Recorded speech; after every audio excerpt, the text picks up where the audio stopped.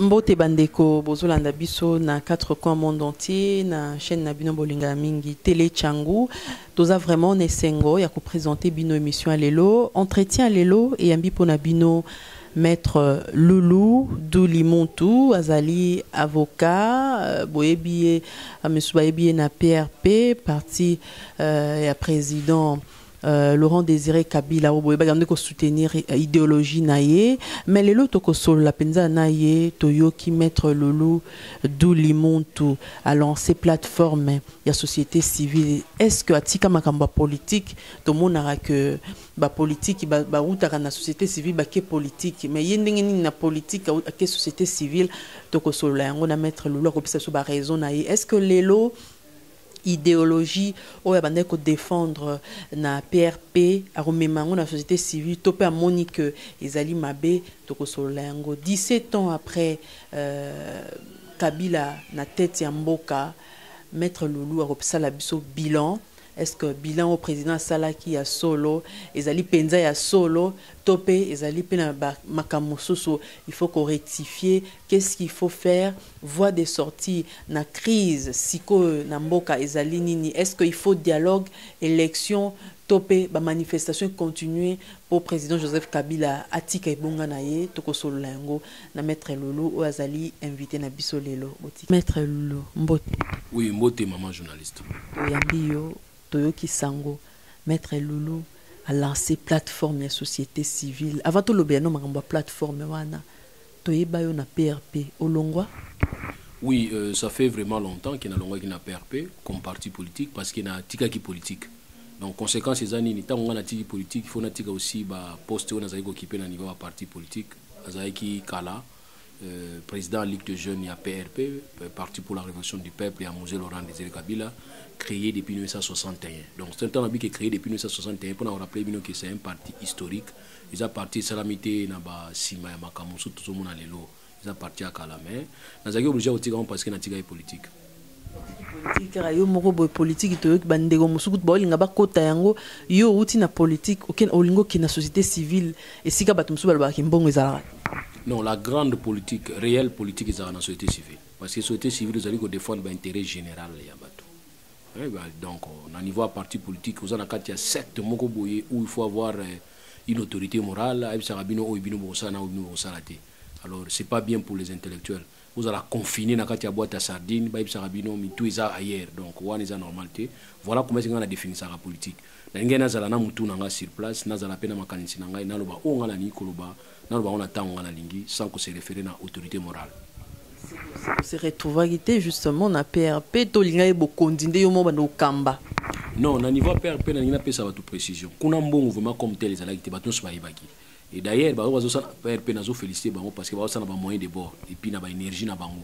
Wana il faut na lo bango. Boka ntsarate que PRP parti à musée tozo même so be na ka tozo comprendre. Même ti na bimi banda pe nazo comprendre. Un grand parti à musée, parti historique, parti où memi batu mingi na ba sapato caoutchouc na makolo. Bato na boso ni bango. Donc voilà, ko kanzate que so mutakoti na PRP lelo akiko zwaka mbongo. Non. Biso landa ki idéologie à musée, ko se prendre en charge tout trahirité. On s'est dit que non. Seul parti dans idéologie, seul parti dans histoire, seul parti dans projet de société zaki PRP. Na tango na mona kivo, tambi na kota na PRP na meka. Mais malheureusement PRP zali neti parti oyo to benga oni historique oui, mais à partir mon zali remorqué. On n'a pas le choix. Nous avons dit non, nous sommes des révolutionnaires. Tout le monde total à ma bête. Tant mais tous déjà dans temps et déjà. Mais quand on va na bon au contraire, on a dépensé peu mon minanga na PRP. Je le dis sans peut-être na banga muta contredire nga. J'ai dépensé l'argent ba manifestation, ba nini, ko kende matadi, ko kende ko installer na Mwanda. Non. Bon, être dans ces partis politiques où ils allaient que idéologie ezali, histoire ezali, mais où ils allaient que se conformer comme tel, il faut que vous ayez une étiquette. On a un linga quitté. On a en tout cas un linga quitté. C'est-à-dire, il y a un premier à considération mutuelle. Dans la charte nabisoto signé qui a majorité, ils allaient charte restructurée et le but il faut une considération mutuelle. Mais tant que vous avez réunion na bureau politique, bah tu as PRP bazana quantité.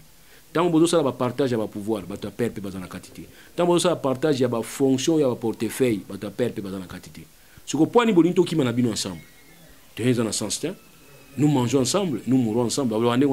vous mangez seul, vous voulez que nous puissions mourir ensemble avec vous. Et on te dit non, tous ont déjà position. Tant on a mon avis qui est parti de sa position, compte tenu de la difficulté à Zaginango, j'ai préféré prendre Ngai Mokona Bendana Ngai. Et Batouaringa au Monanga, Nengo Lobby, n'a pas en opposition. Mais j'ai dit non, n'a pas en opposition parce que, bon, écoutez, je préfère être ce que je suis, n'a défendre l'intérêt à musée, ce qui est allé, idéologie naïe, n'a défendre on a toute indépendance. Alors, justement, en toute indépendance, on crée plateforme à société civile, plateforme en un objectif, ni comment on a un. Non, on a créé plateforme, mais on a créé plateforme, mon côté bengi, conseil supérieur, il y a société civile na RDC. Ils allaient société plateforme où ils allaient déjà créé depuis 2001. Donc depuis 2001, vous allez comprendre que depuis 2001, donc Bamsous Babandai pouvoir on a 2001. Plateforme ils allaient déjà. Ils allaient dirigés par M. Kankou, Batumisu Baoyebaye, où Tobagi qui basait qui challenger na Mosengo. Où il y a des gens qui ont misala la conférence nationale souveraine. Plateforme naïe, il y a Bango, donc basé dans ta plateforme. Alors c'est ainsi Bissot. Tu as une nomination dans ta plateforme. Parce que tu as une structure dans Bissot. Tu as le secrétaire national, il y a jeunesse responsable. Une structure de jeunes. Alors, Monique, les jeunes, ils vont venir nommer Bissot comme président, c'est-à-dire coordonnateur, il y a campagne nationale, il y a encadrement, il y a élection, surveillance de l'élection. Il y a plateforme. Donc, ils nommer dans compte, il y a structure na biso il y a ligue de il y a jeunesse responsable. Alors tout le monde qui makanisi na bango na ya biso isa ya kokokana et que ba pesinga responsabilité il y a munene boy il y a kozala neti coordonnateur il y a campagne nationale il y a surveillance et encadrement ba élection na RDC na kati ya structure na bango biso to kozwa objectif ya osala nini to kozwa objectif ya kotinda ba observateur ko former ba observateur kotinda ba témoin ko former ba témoin na kati ya structure wana ya munene wana. Quoi de plus normal, tout le monde a été honneur. Donc, bisous de créer. Tout côté de la plateforme, on a la responsabilité. Plateforme, ils allaient ensemble, la société civile, l'association Nyon sur Sangana. Si vous bisous pe na kati ba moni biso ito wana moi talent na ligue de jeunes et plutôt na jeunesse responsable, ba bendi biso, pesi biso responsabilité, il y a tout ça qui sortie officielle na biso. Donc plateforme na bino kasizaki, ils ont combien de structures, ba structure basée na kati ya plateforme ils ont ba structure belé. Et belé maman sont venus au tango mission aussi là na ta plateforme basé belé mais biso beto eko tala neti comment to s'adhérer na ta plateforme une fois na ta plateforme to observer ba bibino botika la observer te boya kokota na kati boza neti na responsabilité to jouir donc to jouir responsabilité on a donc to ali coordonnateur ya on to ça comité na biso to bimisaki pour élection comme pembeni ba pesi biso date yebani invitation salami mais mariena na yebi moi sia obalate le 23 décembre. Tous les tout le 23 décembre, biso to surveiller, biso to sala ko sala ba suivi, ko encadrer ba candidat, ko encadrer ba électeur, ko encadrer ko tala ceux qui expliquer ça na ba conditions, ceux qui ba doit aller vraiment na ba conditions sont apaisées, ben voilà. Nous serons peut-être parmi les gens qui oui, nous avons assisté aux élections, mais tout le monde qui a eu malamu, tout le monde qui a eu tout qui a ramené ba sala na place na bisoté. National il y a encadrement et surveillance des élections, et zali ko lo babouye. Et lobby que surveillance des élections en un cycle, ceci veut dire être les garde-fous pour protéger les élections dans notre pays ou au sens complet du terme. C'est-à-dire tous les bateaux et tous les côtiers passerelles pour bateau ba mabe ba les calicolom qu'on a biso ba qui nous organiser l'élection ou bango ba moni na ndenge na bango. Mais faut tous avoir garde-fou. Un garde-fou c'est-à-dire c'est comme un arbitre qui va maintenant commencer à sanctionner, qui va commencer à dire que non ça va, ça ne va pas. Voilà, place biso aux alliés. Il ne faut pas croire que tu as des caisses à résonance. Ce qui est lobby, tu il faut que tu aies banni au Seigneur lobby. Il y a un lobby, tu as un partenaire dans un sens.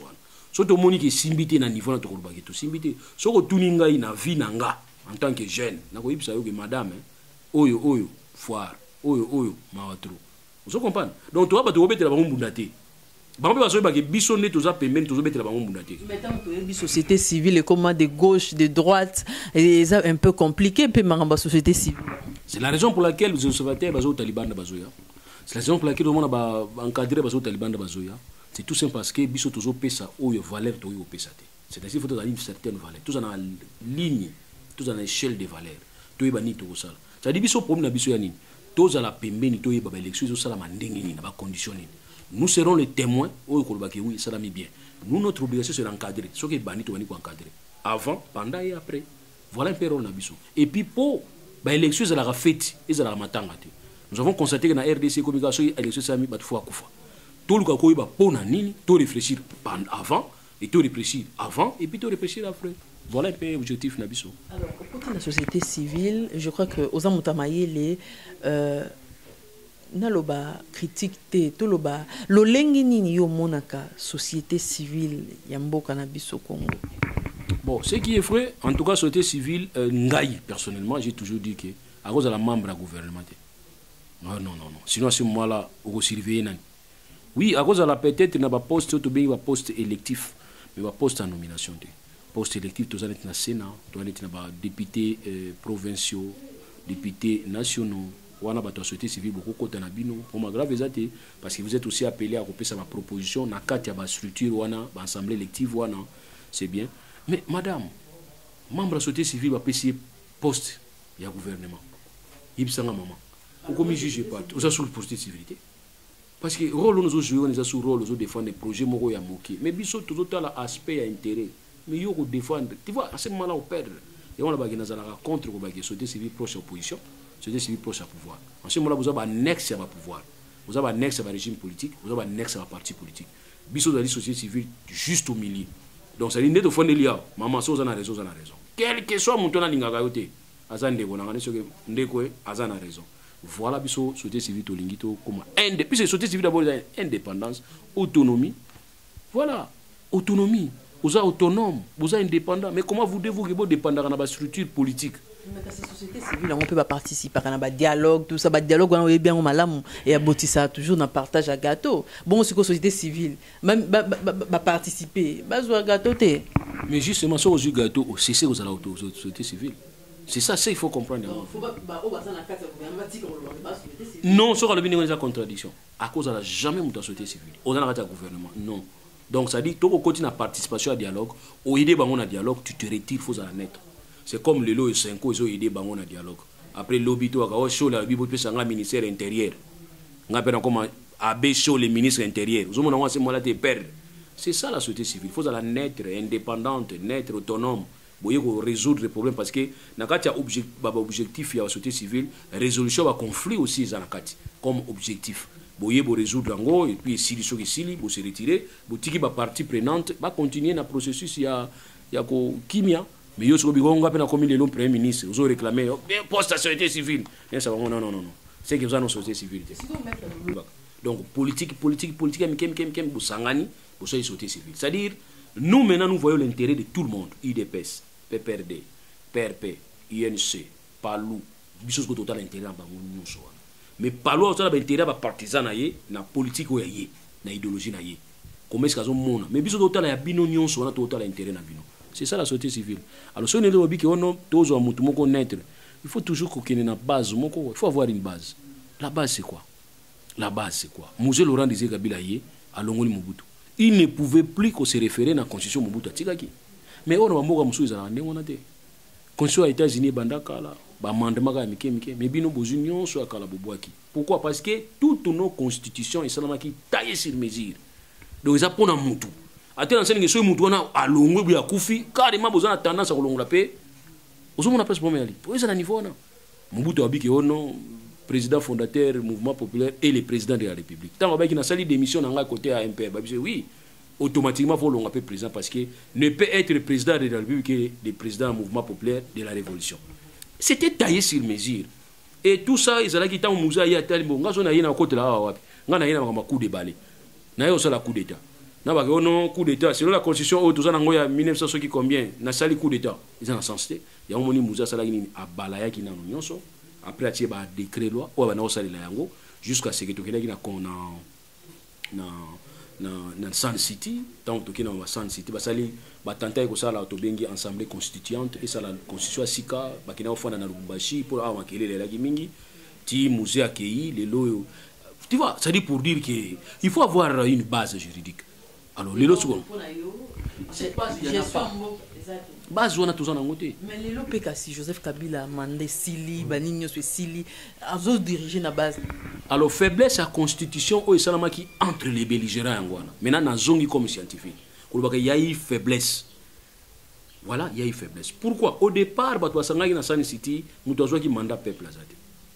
Donc là, c'est aussi un coup d'État contre les souverains primaires. Parce que les souverains primaires ont mandaté qui moutouté. Vous se retrouvez dans Sun City, vous allez d'accord Nabino, vous allez 1 plus 4, vous avez 1 plus 4, vous imposez Bissou Yango, vous allez constitution, vous proposez Bissou Yango. Bon, nous étions obligés parce que, écoutez, il n'y avait rien devant nous. Nous n'avons pas eu le choix. Tout ça, les choix dans le référendum. Voilà parce que commis. Nous avons créé maintenant un cadre constitutionnel. Mais dans le cadre constitutionnel, nous avons dit qu'il y a eu des faiblesses. Ils ont eu le temps de la modifier en 2011. Mais ils n'ont pas touché les points où ils ont dérangé Bissolelo. C'est ça aussi le vrai problème. C'est-à-dire c'est-à-dire, comme Barata est taillé sur mesure en 2006, c'est rattrapé sur mesure en 2011. Mais en taillant sur mesure, il y a une solution. Or, nous avons un problème. Si on exposer des motifs dans la Constitution, et le bien, nous avons exposé des motifs. Exposer des motifs, et le bien. Depuis son indépendance, le 30 juin 1960, la République démocratique du Congo est confrontée à des crises politiques récurrentes, dont l'une des causes fondamentales est la contestation de la légitimité des institutions et de leurs animateurs. Voilà place to bandi. Oh, ils ont condition nabiso. Voilà condition nabiso place to bandi. Et qui nabiso na aspect moko remarque moko très fondé. Mais na kat balobi déjà. Ba yebaki déjà makamuto ngena na mboka. Mais 2011 ba modifier constitution, ba tenir compte de l'autre côté. Voilà la crise nous rattrape. Mais maître Lolo, constitution le lobby que président soit sali des mandats na ici l'été. Constitution le bindengwana. Mais l'article 70 est que baby samakasi kolobake à cause la mutuasika est remplacé ou à cause la no koezala eli na ba condition o ya zalaki na ngwili. Ça c'est un, c'est-à-dire c'est -1 plus 1 c'est 0. Tout zongi na crise. Or il fallait mettre des garde-fous. Mais l'article 70 sur la banque interprétation ils a bongo tezali que arrosé la soki a organisé l'élection justement dans les États-Unis mais biso organisé l'élection peut-être aussi ambiguïté à constitution ils ont se résidé wana. Le président de la République est élu au suffrage universel direct pour un mandat de 5 ans renouvelable une seule fois. À la fin de son mandat, le président de la République reste en fonction jusqu'à l'installation effective du nouveau président élu. L'espace est égal belé nasi, belé pour nous protéger, pour nous expliquer l'article 70. Mais c'est ça babengango incise, c'est-à-dire place mutako côté la mutamaela ko côté la poison à raison. Izagawana. Tala bavoka. So tali juge liboso juge ba comment passe poani. Avocat le français kitoko a défendre kitoko. Avocat koto pas répliquer kitoko a défendre kitoko. Juge a commis ba bisi juge ke to linga conviction na ko landa nyonso wana te. Kote na délibéré que neko ko kanisa yo moko ndenge ko pesa tort koto no. Tu comprends? C'est ça le vrai problème toi nango. Ils n'ont pas eu le temps de verrouiller l'article 70. Qu'est-ce que nous souhaitons maintenant dans le cadre de la proposition? Article 70 il faut à la peine alinéa 3. Ah, il faut en alinéa 3. Alinéa 3 faut ça. D'abord, pour nous répondre à l'article il faut voter un article 73. Article 73, il début plutôt qu'un article 70. Article 70, le scrutin pour l'élection du président de la République est convoqué par la Commission électorale nationale indépendante. 90 jours avant l'expiration du mandat du président en exercice. C'est cet article qui peut nous permettre de comprendre l'article 70. Dans ce sens, cette commission indépendante faut être réellement indépendante. Si une commission indépendante est indépendante et doit subir pression, c'est que l'article 70 est là qui piège pour la République du Congo. Awa, ba lobité sanction zanini na commission wana soit organiser l'élection. Or on devrait prévoir la sanction ici. Justement, constitution donc prévoit sanction pour le président organiser l'élection ndenge constitution le bité 90 jours avant et prévoit la commission électorale prévoit. C'est parce que la commission électorale indépendante est indépendante. Nyonso commission électorale indépendante est koloba majorité zobetama beaucoup. Remarque ezate. Donc pour la majorité c'est bien. Ezane ngini. Yo nanga tozobunda, yo simbi songi ngana simbi manche. Ngana un avantage. Donc majorité présidentielle est un avantage. Et simbi côté mbongo zokotaka, toko fanda position au 100 ans. Bango yelo bango le kota. Bazo s'inquiéter. Alors on to baki awa pour nous répondre à l'article 70 fois article 73 to biso sanctions ani. Que la commission nationale indépendante wana biso quel est vraiment le motif il y a non organisation. Si le motif il y a non organisation ils ont moyen au gouvernement qui en place, il faut que la commission, avant d'organiser l'élection, on a difficulté, on a la déclaration que non, la commission électorale indépendante pour organiser l'élection parce que je n'ai pas eu le moyen de la part du gouvernement. Gouvernement, oui, M. Zanan. Gouvernement, oui, c'est le président de la République. Parce que c'est lui qui tient le conseil des ministres. C'est lui le patron du conseil des ministres. C'est lui le garant de la nation. Donc ça dit, s'il veut, on organisera des élections. S'il ne veut pas, on ne va pas organiser des élections. Alors on ne peut pas donner la facilité par Moutouana, comme on est roi, à l'Ingalikamuto, à l'Ingalikamuté, nous sommes à la cahier. Conscient a place dans une ambiguïté. Raison pour laquelle Batomaï est au fond dans les sous, tout solo là. Tant que vous avez 2011 modification, vous n'avez pas atteint, n'est-ce pas, un niveau de protection. La crise récurrente, c'est toujours d'actualité. Vous n'avez rien fait. Et on a dit -1 plus 1, c'est 0. Donc, constituant la constitution, nous avons besoin d'informations. Mes chers grands frères, vous n'avez rien fait. Parce que vous n'avez pas évité les crises récurrentes. Or, pour éviter les crises récurrentes, vous devrez peut-être vous à disposition et vous permettre que les gens impersonnels. Ngana se retrouver en côté. Qu'est-ce que je peux dire? Président de la République a causé la muninga na pour la remise de prise kaka. Mais ndenga za wana ponanga nakati to changu nakati. To ba boyeke. Soki mandat na yo sili au commis citoyen ordinaire. Au commis citoyen ordinaire. Voilà. Soki occupé sa candidature na deux fois yo peut commis candidat normal.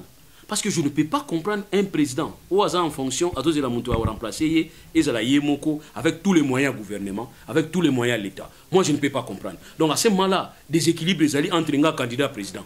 Il y a un challenger il y a un avion présidentiel, il y a une banque centrale, il y a un bongo, il y a une difficulté. En ce moment-là, il y a une position de faiblesse. Il y a une position de problème. Donc, c'est ainsi que ce monsieur-là, qui est le président, pour le problème, il y a lobby. Autant que sa constitution, tant que fan, tu as un article 70. Pour espace ça, alinéa 3. Président wana okozela comme citoyen ordinaire pour ça la passation. Il y a pouvoir na muto à remplacer. Mais statut na yo citoyen ordinaire, c'est-à-dire aux gens droit de commander armée, aux gens droit de commander policité, aux sous garanti au regard de l'article 69. Au titre des citoyens ordinaires en entendant parce que tant que ça la boxe, bozo bunda, ngana za na ceinture, na ko bunda na ceinture na ngana nzoto te. Tout ça, tout l'ongoli sentir au PC par arbitre. Un arbitre a simbi. Comme ça, arbitre a bien ngoli banda. Même si vous boxez, comment la kangmana ngoli dans sototé. Qui on a besoin de sentir nanga. Voilà ce que nous devons faire. Pour permettre le président wana yebake na faire un mandat nanga na citoyen libre, citoyen ordinaire. Il y a nécessité les lots va revoir constitution.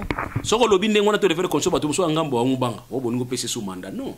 Donc, garder l'union citoyenne dans notre volonté. Mais tout toucher au point oyo et permettre de consolider PT.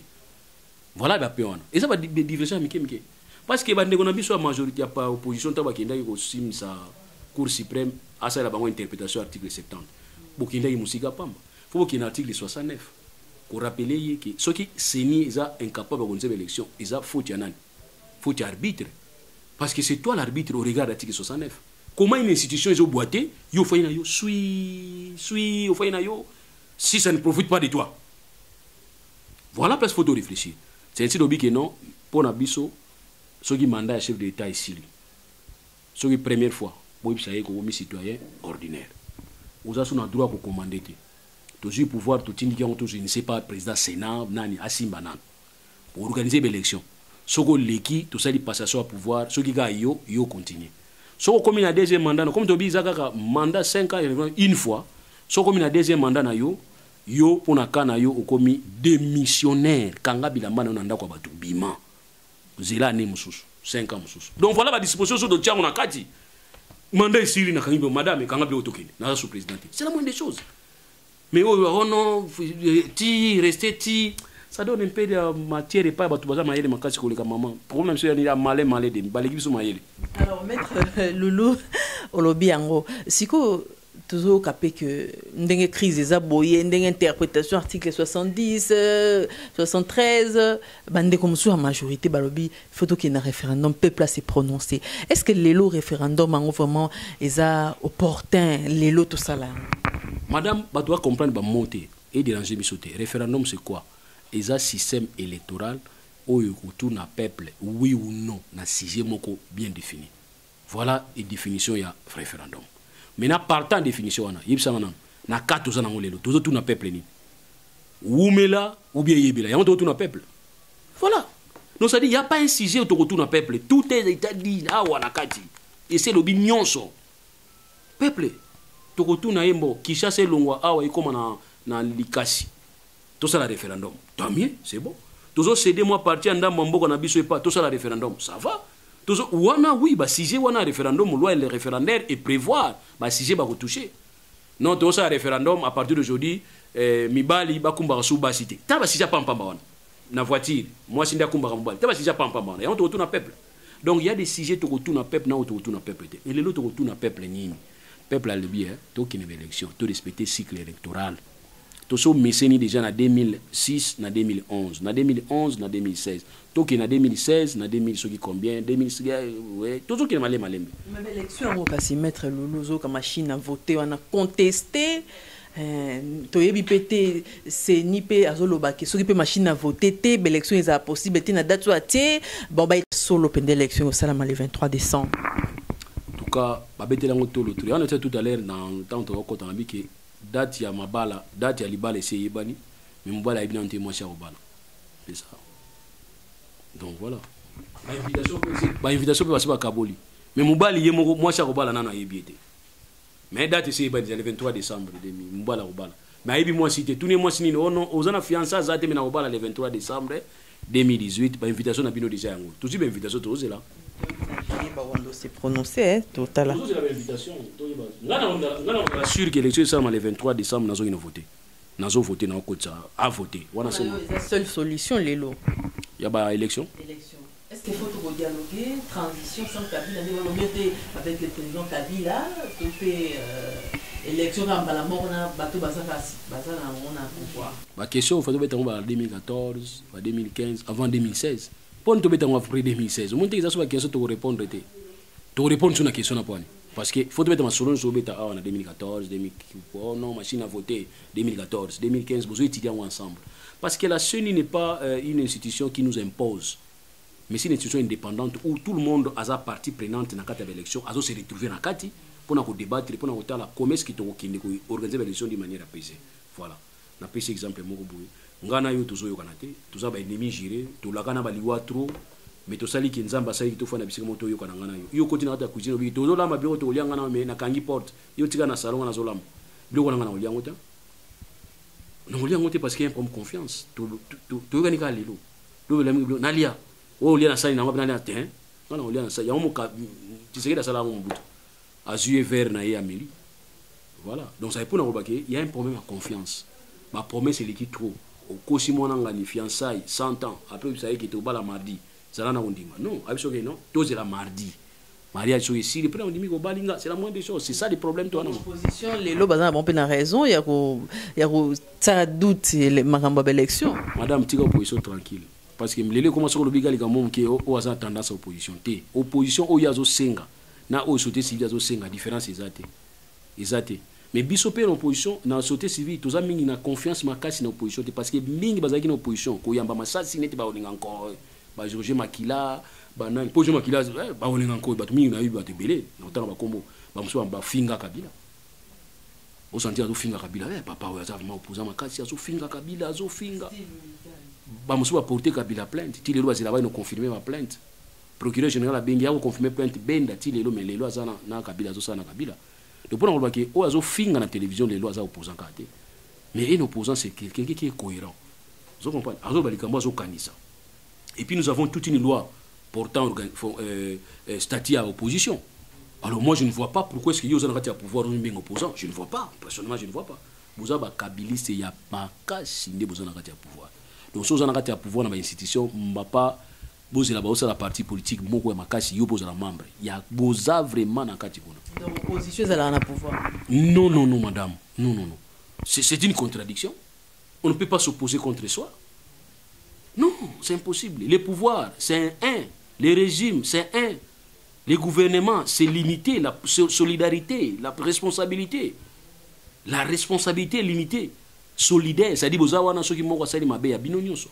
Alors moi je ne vois pas pourquoi parce que oh non, je suis là ministre mais je suis son excellence mais je suis opposant. Tu t'opposes à quoi? Or, la loi portant statut, il y a opposition, c'est clair. Tout opposant, c'est celui qui ne partage pas projet à société et à gouvernement, même dans l'entité décentralisée. Donc, ça dit, on ne peut pas être une entité décentralisée, c'est réclamer être opposant. Il y a une entité ministre. Pourquoi tu es opposant? Tout le monde a mais quel ministère? Maman, on a habité, quel ministère? Ministère en mouvement, ministère. En tout cas, le ministère des Bébés à Combo. Peut-être aussi, nous avons tous bien. Non, peut-être ça, mon ministre des Finances, peut-être ça, mon ministre du Budget. Comme ça, on a attendre la mais non, bah ça n'a pas de souci. Nous avons le ministre des Relations avec le Parlement. Pourquoi? Alors, Maître Loulou, tu as ça na bilan il y a 17 ans pour voir à Joseph Kabila. Est-ce que l'idéologie a musée a continué? Faille ni monaki na bilan y est mon copé adressé. Non, idéologie a musée na kati RDC zaliga komona na ka le 16 janvier. Par contre, to tambola ba ke mes, ba ke muzolé. Mais ceux bato o ba kufa ba mona ka bazo regretter makasi parce que bato musuba o kino telemaka na muzela muzete. Bato musundi bazawa na ba ko telema jamais. Parce que bato mon musa za benga ka ba nani ba marionnette o za benga ka la ba aventurier. Ba ngoni ba musuba zo diriger biso lelo. Congolais les aventuriers, mi ba zo diriger biso lelo. Donc il y a un obi que soki musée mal la muki, ta bazo ko tana ya la muki ming ba okima. Donc tout nanga idéologie à musée te s'appliquer lelo. Ils ont vraiment contraire à auto kanitsaki on a musée. Voilà, il faut vraiment être sûr parce que il y avait des rebelles, musuba zaki ba rebelle ko bundisa musée tina suka lelo baza a na kati yakine. Bazali ko rendre un semblant hommage pas musée. Donc bo sangisa. C'est ainsi que on a difficulté biso ba mususu. So bi na muséiste ba mono kaniti muta régime. Hein? Na muséiste c'est-à-dire na idéologie à musée. Mais naza kabiliste parce qu'il y a plusieurs kabila mais il y a seul musée. Musée zaka mon comme ba kabila bazé belé. Ya on a bi que ba mususu ko benga ba kabiliste ba ibi baza côté ni. Mais ngaso benga kabiliste ba te naza muséiste c'est-à-dire muséiste ya kabila. Différence c'est ça ngwana 17 ans bon. Ils ont 17 les hein. Ils ont 17 ans. Moi on attend la rakolaka, il faut reconnaître que tout une situation où est difficile. Hein, tout dans réparti bon qui divisé et Joseph Kabila Raïs a promis qui hein. Il a promis qu'il y a ça. Et bien, voilà ce qui est fait à Sani Sibiso. Mais c'est la fin qui justifie les moyens. Au bandama l'amour, il y a souvent aussi si bien que et nani boîte de quoi à pemena libale. Au tu n'as pas mongé belé kuno réussir, tigara pemeni gara os pour coster boy chof, batwa kufi. Donc c'est ainsi que photos à la mingi makasi na suka. Suka babi que c'est la fin qui justifie les moyens. Malheureusement, il peut avoir la bonne foi, il peut avoir ça, mais je me vois, il est entouré de qui? Tu es entouré de Bajodo, moi papa, vous êtes entouré de Batoba Bunsa Père, vous êtes entouré de Batoba Déshonora Père. Voilà, c'est ça le vrai problème. Et Batouana Bazaba, vrai ennemi Nakati. C'est ça que nous avons compris. Bon, tout le monde est sur le mabé. On va finir en abyssal de vérité. Que Batou Moussou sa confiance, les Bazaba ennemi à papa Nayo. Yasuka. Papa non soka l'amour qui a tali bango boya musuba ko kimamba ngo kaka bango moko. Voilà un problème toi nango regarde. Quelqu'un maintenant président c'est comme ko longo na ba salité na balabala. Est-ce que vous comprenez? Mais vous comprenez. Présidence de la République atteint directeur à cabinet na qui ne ko longo la coup de poing. Abanda qui on le 15 janvier. Madame, vous comprenez nango? Est-ce que vous monez normal? Alors bon bino vous en a sé musani bosa. Et ensuite surtout il y a des gens qui ont besoin de 10 millions pour tout le monde la saleté. Et l'on était. Regarde, madame. Ça, c'est qu'il y a 15 collaborateurs. N'habitez pas sur la déjà 9. Il n'y a pas de 6 ans après. Voilà, c'est ça aussi le problème. Est-ce que vous comprenez qu'il y a des captures, il y a des photos, il y a des cartes ou des cartes de travail pour les étrangers? À Foutambo, on a un cas là. Ils ont reçu $1000, ceux qui 1000. À Foutimbo, pas preuve de paiement. Pour avoir la capture, les lois ont problème. Bato afuta bambo na banda kanati le président sa yango pour ça la musala parce qu'il comprend que Faiza yango ezani et tout ça quand tu prends ça aux autres chango na sima mo kompo bato ba monate ça tombe sur toi. Il faut qu'on étale. C'est ça le problème, étaler mutra responsabilité na ye parce que bato na ba ko fingo lobby bango. Maintenant c'est là où les gens disent il y a pas de mauvaises troupes qui a des mauvais chefs. Mais vous ignorez que si un chef est bon et qu'il est accompagné des médiocres, c'est la médiocrité que vous avez. Attaché Faza excellent, mais soit accompagner se faire entourer dans la médiocrité et surplanter. C'est ça le vrai problème. Alors, Maître Loulou, en tant qu'avocat, tu as expliqué, Bissoma Mouké, tu as souki si penza à potoza pendant la minute de souté. Les cambo ya laïcité à l'État, n'engé bandeko ya Senko, be Monseigneur, Mosengo, bazo kota makambo, bazo réclamer respect à corps, en tout cas l'obami na ndenge nyonso, na tous les sens. Ti même na RTNC mission mobimba parce que le belaka likambango ba bengi ba pasteur mosusu ba contredire yebisa biso non oza mutu mayele pasteur a contredire car bi que église ekota ma politique té pasteur wana mais César akufa cousin César nani siko neva César ou bien héritier César nani César akufa madame boyeba que situation mboka na biso to bandika Tobandi état ou yabiso RDC Tobandi en 1885 et pas ya mutu moko la qui propriété privée na yeza ki Congo mutu wana to bengi Léopold II Léopold a commencé qui propriété ya ye mais les problèmes ezala ki nini histoire dans yuti wana les problèmes ezala ki nini problème ezala ki plus ya comment prendre bateau yo o nazolinga na exploiter na kataka maboko na bango ba koma neti ba fan nanga il est allé utiliser l'église azu église Église a utilisé qui est l'église où il y a les congrégations belges pour soutenir rien dans la démarche. Mais les Français étaient contre. Les protestants, dans le cadre des Suédois, des Américains, des Anglais, ils étaient contre. Et c'est ce qui a fait que le roi Léopold, comme on a difficulté, c'était suite il y a pression. Il y a une église missionnaire. Ou bien il y a pression. On a tout numéro de la question. Ce qui est le Léopold, il est dans la RDC comme roi, propriété privée. L'église est le bâtiment. Voilà la question. L'église est le bas. Mais période dans l'église est le bas. Les missionnaires protestants, les tombeaux, les missions qui sont la chambre de commune en Angleterre en 1906. C'est là qu'il y a une résolution contre Léopold. C'est suite à un rapport à la missionnaire. Est-ce que vous voulez que l'église se taise devant l'injustice? Non.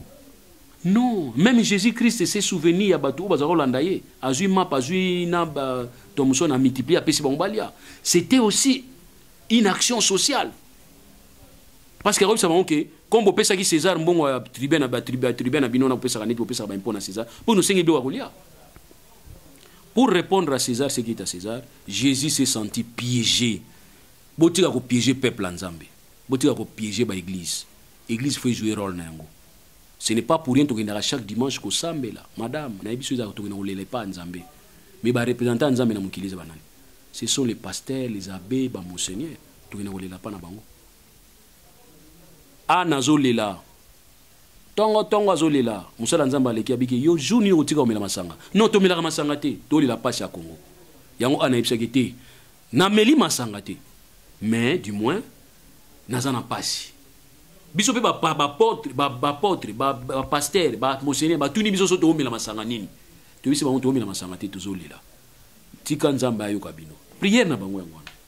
Alors, ce que tu as dit, non, toujours accompagné par ton Nzambe, bah les pas na biso Nzamba yo kabango, to ça la prière, na ba mandala na maboko. Mais quoi de qu'est-ce qui vous a poussé bon nous avons minduki zo boma na ba char de combat na ba hélicoptère ou vous allez incapable d'utiliser contre ba Alfnen Ndalu na ba so ba zo déranger biso mutauta Uganda ou boma na RDC pour ticket tranquille. Et on te dit que pour nous l'église est restée au milieu du village, cela ne veut pas dire que l'église est restée au milieu de l'injustice, au milieu de la violence, au milieu de la mauvaise gouvernance. L'église faisait la porte étendard. Tout le monde Malula, c'était le premier à recommencer Mobutu. Tant que ça y a recours à l'authenticité, Malula accompagnait qui parce que Malula a changé la liturgie à l'église catholique, a adapté un petit peu. C'est grâce à Malula. Il voulait apporter aussi l'innovation. Mais tant que Mobutu n'a authenticité, il était aussi le premier à Mobutu qui Ozoli Koko Sabato, Ozoli Koko na Libunga. Ils ont eu des problèmes avec Mobutu. Alors, yo pasteur, ce qu'on dit que l'église, il faut la libanda masolo, bosenga rapé bisoba d'imiter, bosenga rapé bisoba mbonga mabonza te, parce que mbonga mabonza, na ba dim toujours angona musala ou toujours la passe. Maître Lolo Doli de Tondio Boton. Merci beaucoup madame. Voilà, émission la biso e komi na suka vraiment ba bolanda ki émission na biso molai nyonso vraiment bo sepeli na ba réponse oyo maître Loulou Douli Muntu azaki invité na biso lelo a pesi a lobeli idéologie à mze est-ce que lelo ezali vraiment suivi à moni ata point mon côté alobi à mon ango ka so bakei le 16 janvier tant bakendara na mausolée ko talame batongo pe bakendara soki muza sekui en tout cas ba reparatamba ngwana ta maloba ngate maloba maître Loulou Douli a sali pe décryptage de situation politique lelo na mboka na biso bilan 17 ans de pouvoir Joseph Kabila, boutique à la connecter, bao bolingo bandela koyo kabiso, comme d'habitude, telechangu.com, topé na YouTube, bolanda biso, nambola ignon, so boutique à la connecter, invité Nabiso Lelo, Azali, président de la campagne nationale pour l'encadrement et surveillance des élections, Nakatia, Conseil supérieur de la société civile du Congo, Azali, P, secrétaire national et à jeunesse responsable, plateforme Moko, structure Moko et à société civile. Restez connectés.